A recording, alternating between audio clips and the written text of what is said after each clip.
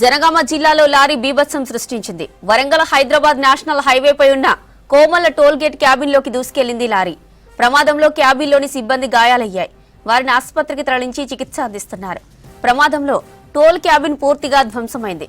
డ్రైవర్ను అదుపులోకి తీసుకుని లారీని సీజ్ చేశారు పోలీసులు. జనగామ జిల్లాలో లారీ బీభత్సం సృష్టించింది. వరంగల్ హైదరాబాద్ నేషనల్ హైవేపై ఉన్న కోమల్ల టోల్ గేట్ క్యాబిన్లోకి దూసుకెళ్లింది లారీ. ప్రమాదంలో క్యాబిన్లోని సిబ్బందికి గాయాలయ్యాయి. వారిని ఆసుపత్రికి తరలించి చికిత్స అందిస్తున్నారు. ప్రమాదంలో టోల్ క్యాబిన్ పూర్తిగా ధ్వంసమైంది.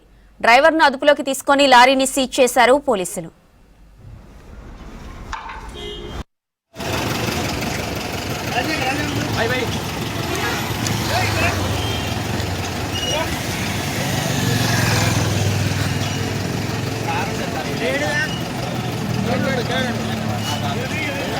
అన్నా సార్